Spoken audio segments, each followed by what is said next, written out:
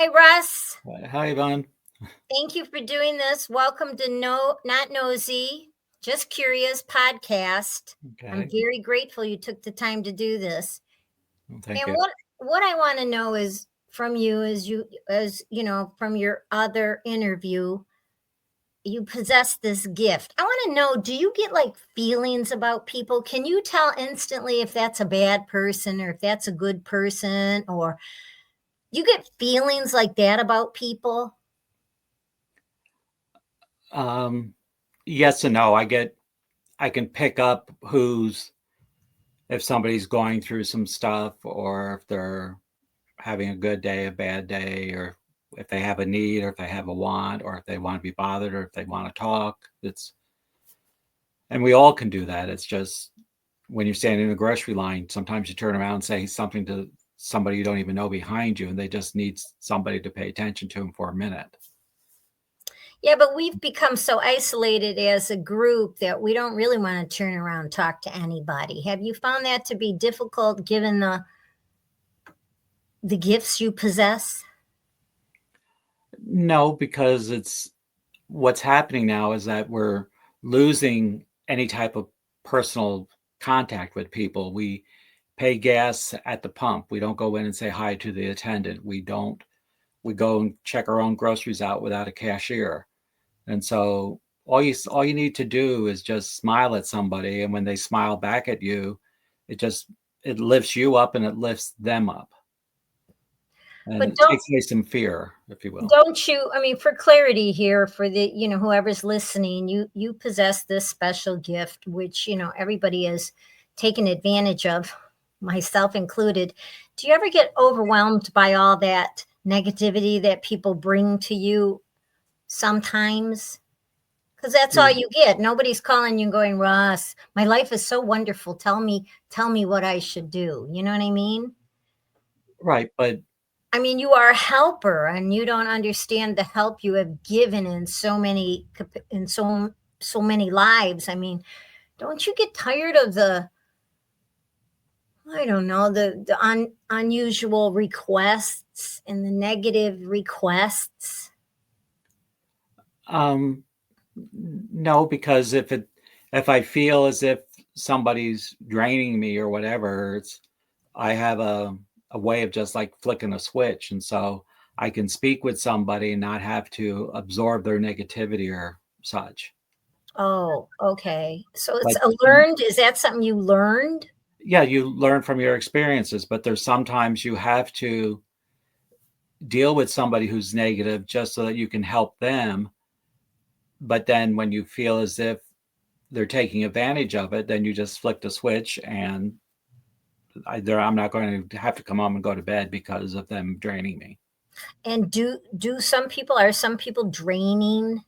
Oh yeah, there's a lot of people who walk around they pity themselves. They don't want to do anything. So if they complain to somebody else about having a life situation, then it kind of elevates them because they feel as if they became the center of the conversation. And Do you, so sometimes negativity will feed your ego, yes. and they don't feel any better, but they feel as if they got recognized that day. Do you feel, Russ, you're abused sometimes? Not there's I can tell when somebody is trying to take advantage of me, and then it's my choice whether I continue with it or not. So And if you I feel like somebody's asking me the same question for 6 months, I just say, well, we've already talked about this, and we got together to go see a movie. We didn't get together for me to talk to you. Okay. Okay. So that's happened to you. Right. But the best thing is just to learn to, like you see, when you go see a therapist, you're doing all the talking. He or she are only asking you questions. And Mhm. so when you're taking your shower, just ask yourself questions and take a minute to listen to what you feel. Do And you that will get you out of that negative spot. That will lift you up, or at least will show you have an option.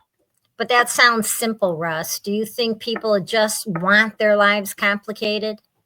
I think people enjoy things being complicated because if it's simple, it means you have to do something with it when you get the answer.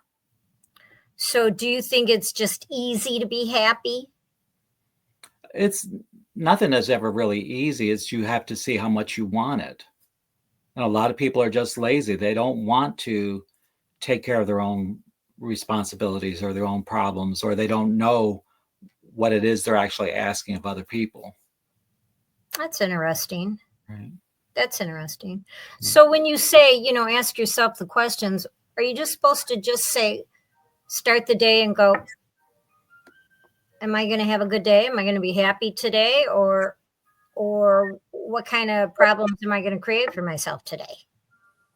Well, if you know that you have to have a meeting with somebody and you know that she's always going to be woe is me and the world is against me, so you can just say, well, what can I do so I can listen to her but not have to allow her to take my joy away from me.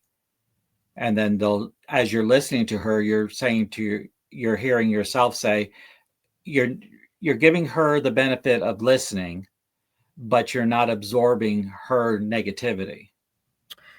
Well, that's complicated, and not a lot of people are good listeners. Right. But it's almost like if somebody's throwing a piece of wood at you, you duck. And Okay. so if they're throwing negative things at you, not somebody, when I say I'm talking about their negativity. I'm not saying they're being negative to me. No, yeah, I get it. Right. So if somebody's having a bad day and they're trying to just air it out, sometimes as they're complaining about their day or their situation or whatever, just knowing that somebody's listening is therapy for them, because as as anybody is talking to you about anything, if you listen to yourself, you're going to get your own answers because you're just using somebody else as a sounding board, if you will. Okay. So it doesn't matter if they have an answer for you or not, because as you're speaking, you'll say, well, I could have done it this way. And so you got your answer. And so I think you use that strategy a lot on people. I think when somebody, myself, I mean, I'll call you and I'll ask you something, and there's this long pause, and then you're waiting for me to give myself the solution afterwards. So Mm-hmm. you do that. You do Right. that. You listen, then you pause. You don't say nothing. Then it's like, are you there, Russ? And you're there, but you're waiting, I guess, for us to process it and figure it out. And I had a doctor tell me that one time. You listen to a patient, they'll tell you what's wrong. You listen 5 more minutes, they'll tell you how to fix it. Right. So you kind of practice that strategy. You listen, Right. and then don't answer right away. Right. But sometimes I'm listening to see if I'm going to be told something else to tell you. Oh, okay. It's a two-way thing, because a lot of times if somebody knows that you know the own answer, they'll be hesitant giving me the answer to give you because they want you to pick it up yourself. Do you think certain people are more intuitive to that? I mean, you say everybody has the gift and everybody can do it, but yet nobody does. Well, it's like, as you heard me say before, everybody can sing, just not everybody wants to hear you singing. And so, That's good. right, but it's like everybody can do it, but it takes time, and we're so caught up in looking at the clock and we're being rushed and everything. So it's easier just to let everything out at somebody else and let them take care of your burdens, and so you can go on about something else.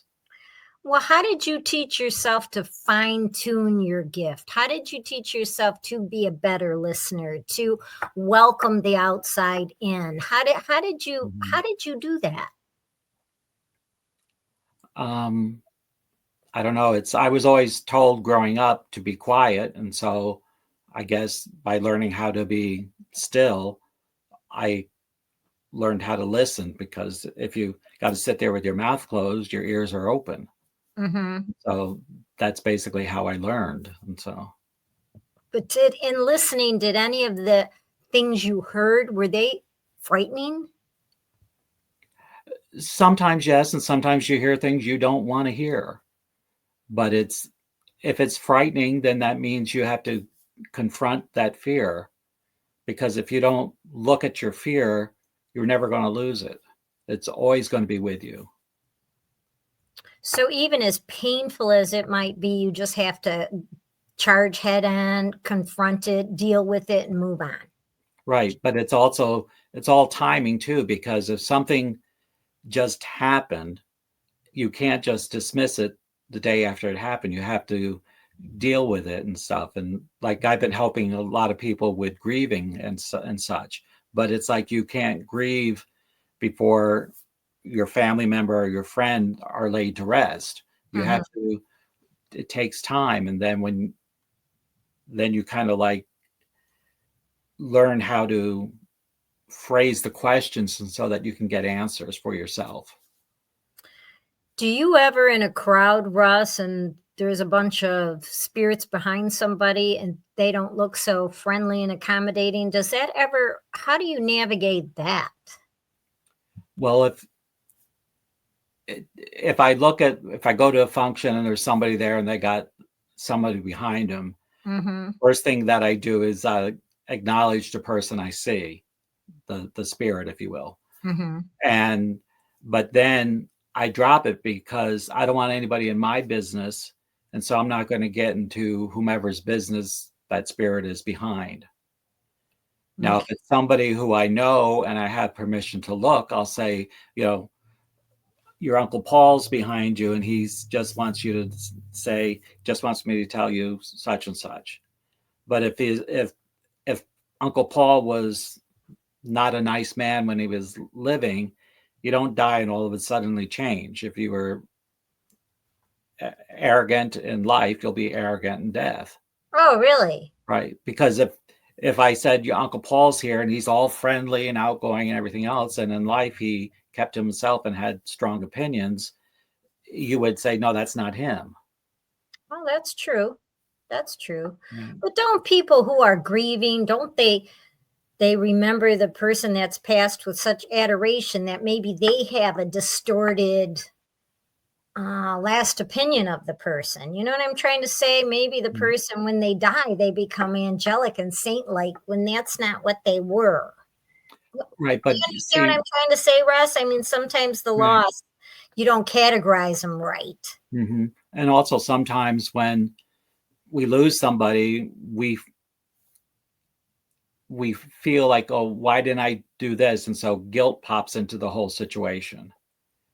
And so then you're trying to blame yourself. Maybe if I've done this, they wouldn't have died. Or maybe I should have called and said, goodbye one more time or this. And so then that guilt just multiplies, and that guilt can turn into negativity because guilt stops you from going any step further. You can't go further if you're stuck in a hole.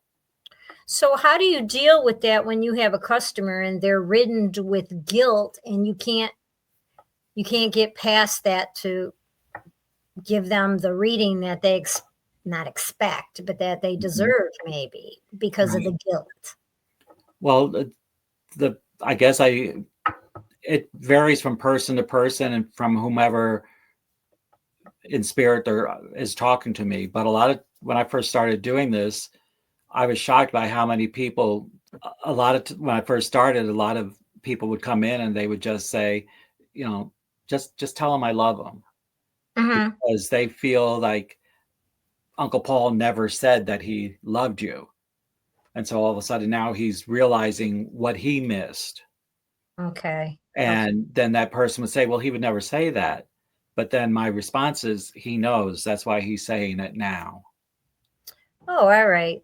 So that allows both of them to continue, the living and the dead. Okay. That's interesting. That's interesting. Right.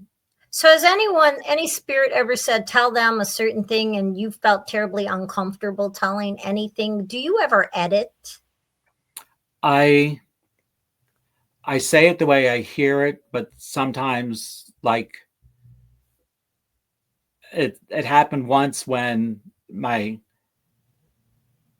was told something And I knew if I said it, I was told to say from the person who died, I was told to go say it to this person who was living. And I was in a situation where I couldn't just go to her and say, this is whatever, because she wouldn't accept it. And so what I did, I went to the person who I knew could not keep her mouth closed and would say it as soon as I told her. And so I went to her and I said, now this is what I was just told. I said it as if, did you realize that this had taken place? And so I watched her and the words went, it's like they were playing telephone. Words went to one lady, and it ended up going to the person who had to hear it. And when she heard it, you could just feel her relax. You could just see like things leaving her body and allowing her to relax, because she knew that it came from the person who would have known that the most. And that was Oh, the one who could crossed over. right, right. So I Do you don't edit, but I might change the way the message gets to the person. present? Okay. Right. Do you feel great satisfaction when something joyous like that happens? I I guess I do. I don't. I You're just never personally invested in it at all? sometimes I am when it's a family member or such, but basically I would feel worse had I not have said it, Okay. because then it kind of like, for lack of words, it sticks with you until you end up saying it. Okay. And Now, so, I'm yeah, sorry, Russ, go I ahead. was just going to say, I just say it and then I have to let it go because I got my own stuff to take care of. Okay. And if I held on to what didn't I say or what did I say, then I'm not going to get any of my stuff done. I see. That's interesting. Hmm. Now, do you ever, I mean, if you see something very gloomy, like something very dire in somebody's life that's about to happen, how do you present that, or do you just avoid it? No, if I see like somebody having an accident at 2 o'clock, I'll say, well, when you go on this road next Thursday, can you go earlier or can you go a little bit later?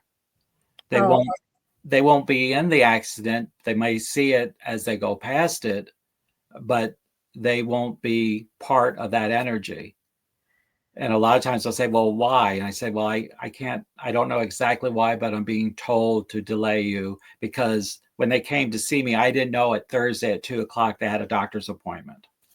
And so right. when I tell her that, when you go to the doctor next Thursday, can you go a little earlier or see if you can go a little bit later? Because then the fact that she knew I didn't know she had that appointment, that will make her a little bit more apt to go early or go later. Right. Well, I've had readings with you where they have been, I can't remember, one time you told me something about AZ, and we assumed maybe Arizona, and it turned out to be an aunt of mine, but it was Mhm. nothing big. It was a wonderful thing. I think Right. sometimes, like you said, go little. It's vague at the time, and I think you've even given that disclaimer many times, where this might Mhm. mean nothing to you right now, Right. but try to remember it. And yeah, there have been those kind of things that you have given me where you have said, and I mean, and they've been, and then after the fact you're like, that's what he's talking about, you know what I mean? So Mhm. Right. yeah, I mean, they have at the time, and you always do say might not mean anything to you right now, Right. and it does come to mean something. Mhm. But I remember when I first met you, and you gave me a reading, and you told me I was going to be a grandmother, and I wanted you to take it back so bad, and then you concluded with, and it's a boy. And Mhm. guess what, that boy is going to be 21 years old in a couple weeks. Right. I did not want to believe you, Russ, but boy, that day at that time you made a believer out of me. And I sadly have come to you, and for stupid things, and I'm apologizing. I'm very sorry, because you're more than that to me. You are a Mhm. friend. Right. So You need to apologize. So. I am apologizing. Yes, because yes, that was very earth shattering, and there have been more stories like that. So Mhm. yes, Right. you are special, very Mm. special. But sometimes it's somebody from spirit that you don't even know want to just come and say something to you. And then you go back to somebody else and said, did we have an Uncle Pete before? And they said, yeah, that was my dad's brother's whatever. And so there is a family connection, but you didn't know it, but they know your energy. That's funny. Okay. So I And mean, in the spirit world, is everybody like collectively happy and is one big community, or does everybody have their family groups? they're yeah, they're all they're all dealing with what they have to do to correct where they were, if you will. What do you In mean? other words, if your dad knows it's your birthday, then he's going to make an effort to come and see you. But he's not bringing people with him, he's going to come by himself. I don't know how to answer that. In other words, it's not. Well, I don't. because in my mind, I'm picturing this one big happy community of spirits, and they're all collectively together. What I'm asking is it when you go to the spirit world, do you still maintain this family organization? You stay in your family, and that's where you're comfortable. Um, if that gives you peace, then think that. Okay. But what I was told is that when I cross over, if there's somebody who I dealt with or met with in this life that I only did out of obligation, and then when I cross over, there's no obligation. So I don't have to go and act like I'm having fun when I'm not. So there can be grumpy people in the spirit world and evil people. So it's like here on earth, not everybody is joyous and happy. So I mean, crossing over might not be the great the greatest thing. No, I don't want to say that, but it's almost like you'll be with those you choose to be with. So when you cross over, Russ, is a love I didn't hear you. when you cross over, is there a loved one standing at the gate to meet you to kind of welcome you in, or do you just you're on your own? No, there's always somebody there to greet you and to actually the way it was explained to me, if I were to die tomorrow, I'm not, but if I were, the first thing is that I'm going to hang around to see, make sure my wishes as to what happens to my remains is done as requested. Mm-hmm. And then I'm also going to see who comes in and acts like they really cared when I was alive, or who's just coming to get a meal after everything's done. And but then when I cross over, and even when I die, somebody will be with me who it could be a parent or it could be a really good friend, and they just come and because they want to see me and they want to show me what they learned. And so it's almost like you have a teacher friend who pops in and shows you the ropes in your new life, if you will. So you're not alone. No, mm-mm, That's interesting. right. So what are you doing now? Are you still doing your seminars in Pennsylvania? I mean, update us. Let us know what you're doing now. Um, I'll be doing some this spring, and I'm doing a lot of phone things. Are you still Phone doing reading, private readings and stuff? yes, and so You are. yeah, mhm. Do you do them physically, or a lot of them are on the phone? Both. Oh, okay. Yeah, and so Keep yourself pretty busy. yeah, Imagine you would. right, Imagine you would. right. All right, Russ, this was nice. Is there anything else you feel you need to clarify? Yeah, just that I'm not saying that when you cross over, it's there is really no. happy or sad because you are then, it is happy, but it's happy because of how you are now. You're dealing with truth. You're not having to question what you were told by somebody else. You're feeling it yourself. And So so let me ask you, I'm sorry, go ahead. you're not in a body where your bones hurt. That was my question. Right. Yeah. So you're no longer in something that contains you, because I speak to your soul goes to whatever religious belief you believe. Hmm. I speak to the spirit, because right now my spirit and my soul are contained in this shell. When So I you're die, they split. okay. So you're saying a spirit and a soul are two different things. Right. The Yes. soul is your religious identity and it goes wherever your beliefs take it. Mm-hmm. And then your spirit is, for lack of better, this floaty, happy little floaty thing. Right. But I'm they all, in my visual mind. Yeah. yeah. But everything, no matter what, you have a purpose. And so when you leave here, you still have stuff to do. And like if I were sick, I know my mom's spirit would be here trying to see if she can help, or telling me go do this or something. Oh, that's interesting. Right. Now, like could you tell if your mass spirit was there? Unlike I probably wouldn't be able to tell if anybody's spirit was around me. You would feel a lot of times you just, for no reason, you're standing doing the dishes and all of a sudden you think of your father. Chances Think of are, my yeah, dad a lot. Yeah. right. So that just means he's entered your energy and he was just thinking of you, and there was like a connection made. So when you feel somebody there, just say, if you don't know who it is, it doesn't matter who they are, just say hello. But then you also have to, if you're afraid, because a lot of times this brings a lot of fear with it. And if Hmm. you're afraid of something negative coming into your room, it will, because your fear becomes an invitation. Wow. Because if you're afraid of something, you're going to be looking for it. Hmm. If there's something that you're joyous about, you don't look for it because you'll feel it.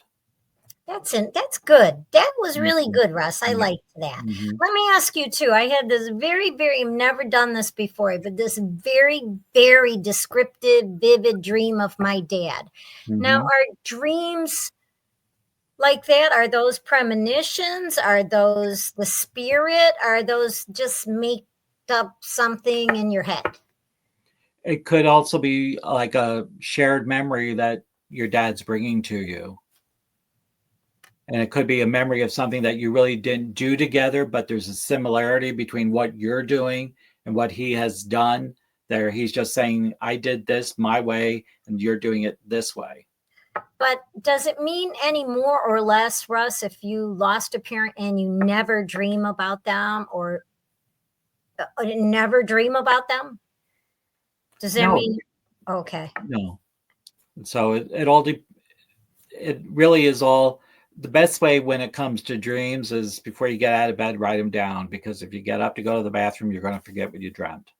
And are they important dreams? Are they important? Are they important subconscious somethings, or are they just They're made up? they're important if you look at them the way a child will look at them.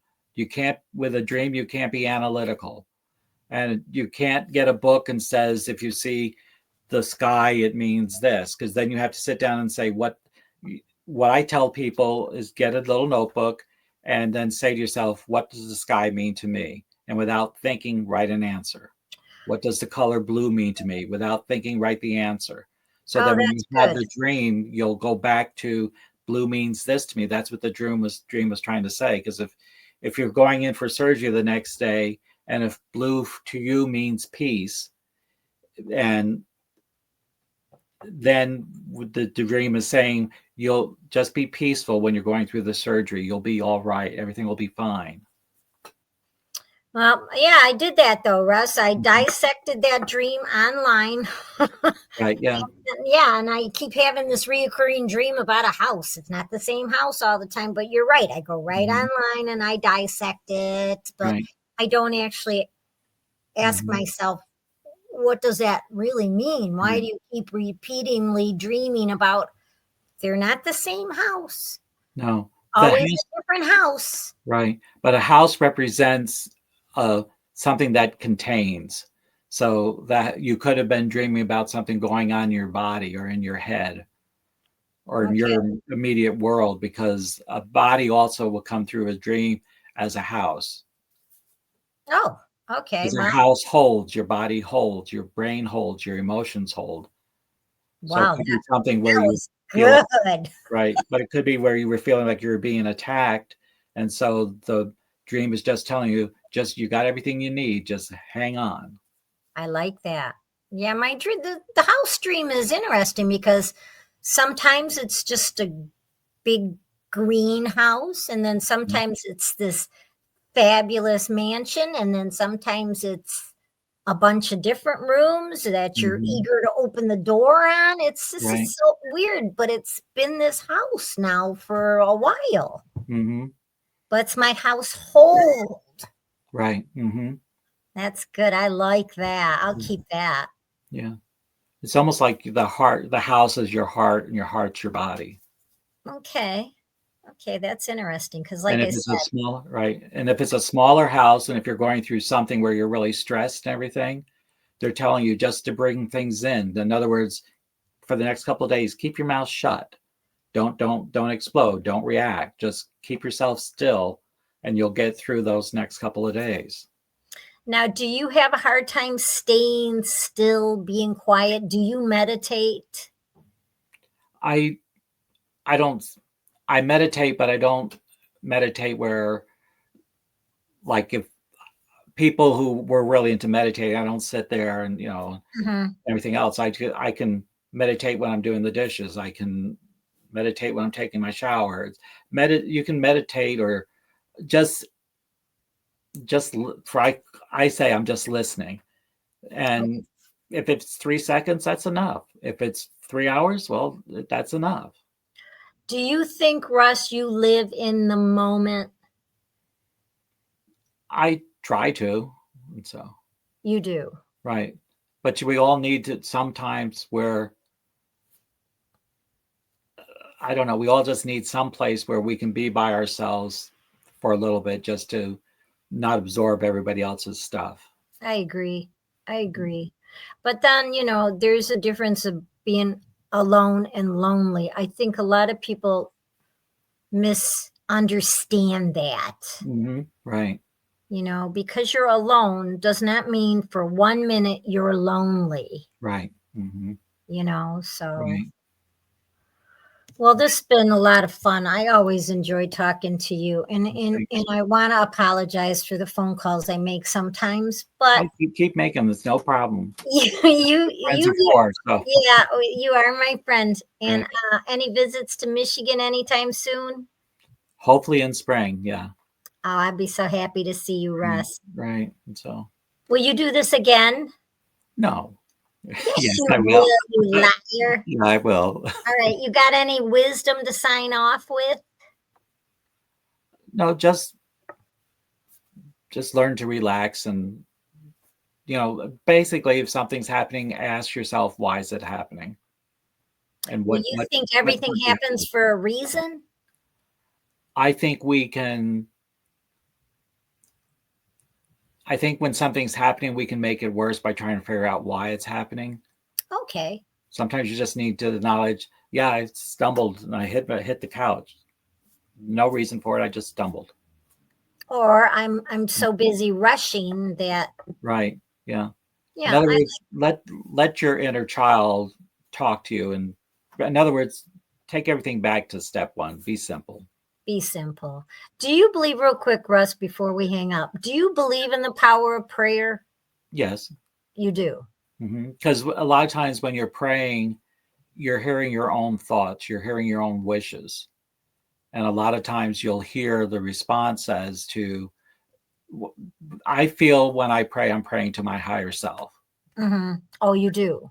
And so that's how you get the answers. And that we all need something to believe in. Hmm. And it's the power of belief that's the strongest thing. And if you let anybody take away your belief, then you might just as well leave. Well, that's Because interesting. your A lot belief of is that people, strong. A lot of people have stopped believing in themselves. Right. Right. They want everybody else to be responsible for them. hmm And then they criticize what that person's responsibility turns into. Yes, yes, And that's true. so, yeah, you have to believe in yourself and talk to yourself. Don't go walking down the aisle in the grocery store talking out loud, but mentally just ask yourself questions and talk to yourself, because then you'll hear the answers coming back. Okay, Right. And that's I believe it's coming from a higher source, the answer, but it's like you just you learn a lot about yourself by talking to yourself. I'm gonna have to do well, that's true. I always say you gotta like yourself a lot to be alone with yourself. Right. I mean, I've said that. That's for some people very hard to do, hmm you And if know. yeah, and the more you learn to like yourself, the more you'll be able to say no to somebody else who's taking your time away from you, Yes, I believe that too. because it's respect. And so, Yes. Yes, I believe that too. right. So, Yeah. all right, Russ. Okay. I guess I'm questioned out. Do you have any more thoughts? No, I think we're good now. You do? All Yeah. right. Okay. All Right. right. Till next time, my friend. Okay. I'll see you in the spring. And you know what? If you got any questions or anything, it's not nosy, just curious at Gmail. Okay. Okay. And I'll talk to you soon. Okay. Bye. Bye. Bye.